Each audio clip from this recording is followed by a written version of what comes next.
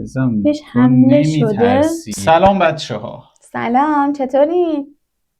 من و ویتا با هم دیگه اومدیم با یه برنامه دیگه، با چند تا کلیپ سم از اینستا. امیدوارم که خوشتون بیاد. بزن که بریم.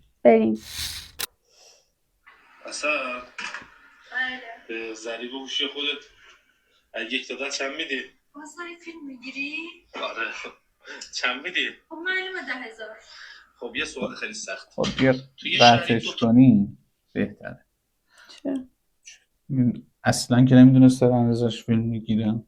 این که یک، دو اینکه باز همون مشکل محتوا نیست، مشکل صندوقه. یعنی صندوق مشکل نیست، صندوق یه راهیه واسه دیده شدن. بریم یه و صندوق بخریم بزنیم رو سه میز. اینکه هوشش هم خود دیگه بالاست دیگه، واقعا هم هوشش زیاده. این نکته ریزش این بود که اگه هوشش زیاد نبود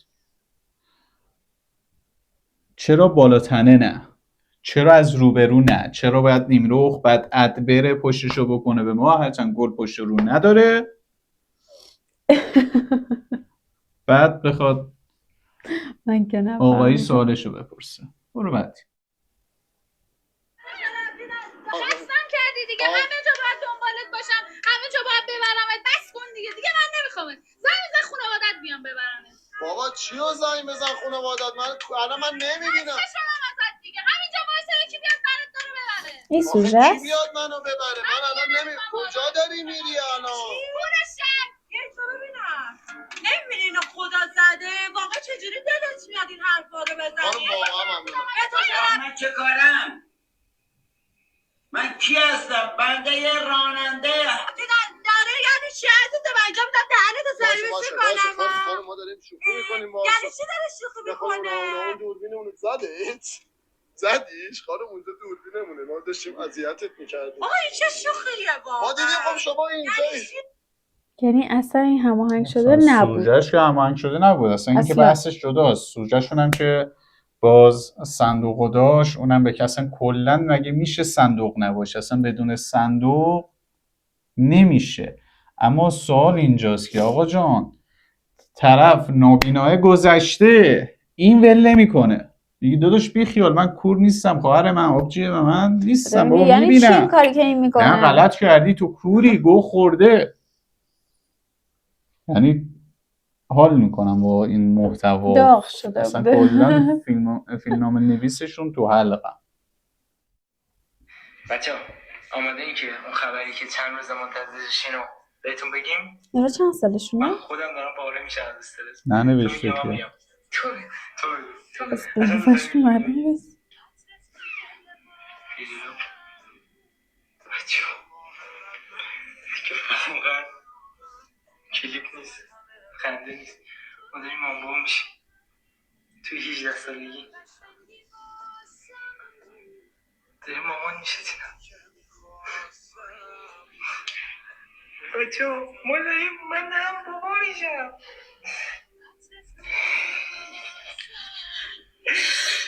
بچه باورتون میشه؟ پرنده چیه رو سرش؟ داریم مامان پرنده؟ نمیدونه؟ نه. یعنی همون اندازه که اون پرنده ها رو نمیدونم، من این پرنده ها رو اسمشون رو نمیدونم، تعجب کرده بود رو سر پسره، ما هم به همون تعجب اندازه کردیم. نه، به همون اندازه دختره تعجب کرده بود خودش. تست هم داشت نشون میداد انقدر که پسر ذوق کرده بود، مادره این دختره یعنی حیرت ذوق زده نداشت. شده بوده. بعد یه 18 نه سالشون تو بود. چشاش میشد ببینی یه غلط کردنی، یه گو خوردنی. آقا چرا؟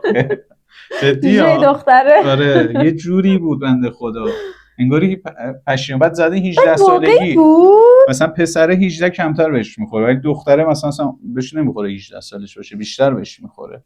نه دیگه همین رنجه. نه دختره 20 به بالا رو میزنه، ولی پسره مثلا 15 ساله. 1% فکر کنم واقعی بود. بدبخت بچه‌ای که قرار بود. چرا؟ حالا این که عیب نیست. چرا عیب بابا نیست؟ قدیما طرف 9 سالش بوده، 10 سالش بوده، 2 تا 3 تا باشه بچه باباه بزرگتر بوده. اصلا این دلیل اون نیست. بس قدیمه. اینه که من دیدم دختره خیلی عجیب تعجب کرده بود.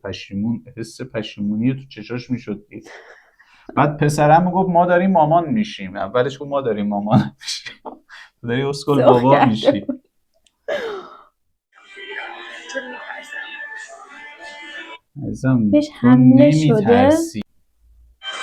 بچه خیلیاتون میپرسین چرا دبی؟ چرا این همه کشور؟ چرا کشور دیگه نرفتید؟ به خاطر اینکه من خودم توی کشور واقعا امنیت داشتم زندگی میکردم و برای اینکه خوشحال باشم و خوب بتونم زندگی بکنم اومدم دبی، چون دبی امنیتش فوق‌العاده است. هیچ کس نمیتونه مزاحم تو بشه. تو حتی اگه با لباس لخت هم تو خیابون راه بری، به خاطر اینکه توی سر خیابونش دوربین داره، هیچ که اجازه نداره، اصلا هیچ که جرئت نداره که نزدیک تو بشه، به خاطر اینکه واقعا حکومت قوی داره، واقعا با فرهنگن، واقعا با کلاسن. من از یه حد اومده بودم ایران انقدر ترسیده بودم، یعنی همین ماه گذشته پسر تو خیابون میخواستن بخورنت، من حس میکردم بهم حمله شده، یعنی واقعا به دوستم میگفتم که من بیرون نمیام تو ایران چون میترسم. عزیزم بهش تو حمله شده؟ نمیترسی. همیشه میگم مال مرغ همسایه قازه، اینم همینه. اصلا من حرفاش به هم نمیخونه. یه جا میگفت حکومت خوبی داره، حکومتش آخه این که حالا امنیتش بالاه. چه میدونم اونجا کسی مزاحم تو بشه نشه چه ربطی به حاکمیت داره اونجا. بعد میگه همه جا دوربین. خب اینجا هم تو هر نقطهش رو نگاه بکنی دوربین داری میبینی، ربطی به دوربین و اینا نیست. بعد به اون پسرای ما ببین من منکر همه مشکلاتی که داریم نمیشم، مشکل به خصوص مشکل معیشتی که مردم دارن خودمون داریم، اما اینکه گوز ربط به شقیقه اصلا نمی گنجه تو مغز من. یکی آقا جان شما تو اروپاش هم برین، تو آمریکاش هم برین، من 1000 تا فیلم میارم واسهتون که پسر دختره داره میره با هر نوع مدل و پوششی که باشه باز مزاحمش میشن. این دقیقاً. خصوصیت پسراست. اما اونجوری که دخترها خصلتشون اینه که دوست دارن اندامشون رو معرض نمایش بذارن، پسرام خب دوست دارن ببینن. اصلا این ربطی به ایران و خارج از ایران نداره. اصلا کسی که گذاشته در معرض دید خود دوست داره دیده بشه. نه اصلا اصلا اونم نه، مزاحمت و اینا اصلا بحث ربطی اون نداره. نداره. ولی اینی که این بیاد بگه آقا اونجا امنیته چون دوربین هست، خب اینجا هم هست. اونجا امنیته چون حکومتش خیلی قوی. آخه حداقل یه میگه آمریکا، چه میدونم میگفت انگلیس، 4 تا کشوری که میگفتیم بله حکومتشون حکومت قدرتمندیه، من قبول میکنم. ولی 4 تا شیخ عرب بیریشه، آخه اون چی داره که بخواد تو بگی حکومتش قویه؟ چون حکومتش قویه کاری کسی به کسی بریم نداره. بعدی بحث سیاسی شد. والا تو همین ایرانش هم الان دیگه کسی به کسی کار نداره مگر اینکه یکی دو طرف خودشون کرم بریزن دیگه.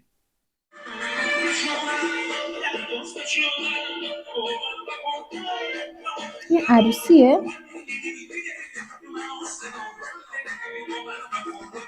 حاجی نخورین، جنبه ندارید نخورید.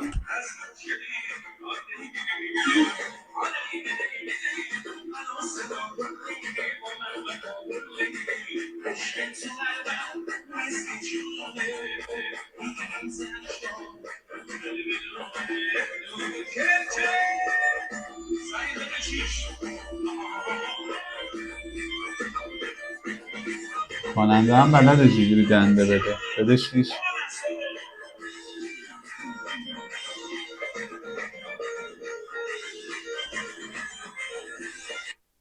واقعا من یه چیزی بگم. نه این که تو گفتی ببین مردم اصلا، نه یه چیزی من بگم، واسه یه عروسی یا حالا یه جشن عقدی یه چیزی خیلی خرج میکنن. واقعا نیاین با این کاراتون گند بزنین تو مراسم نه بدبخت. این که گفتی نخورین، این نخورده، عرق اینو خورده.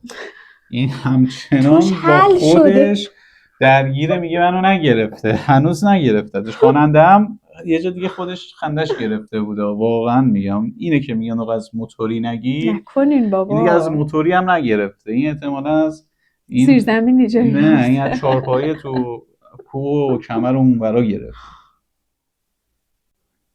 حالا تو ماما مشکلی داری؟ نه راستشو بگو به ماما، مریض نیستی؟ نه چه مامانی مریض داره؟ به ماما بگو هیچ اشکالی نداره، این همه خرجت میکنم بینم روش. واقعا مریض نیستی؟ مشکلی نداری؟ نه چه مگه؟ چشت الان خوب منو میبینه؟ آره.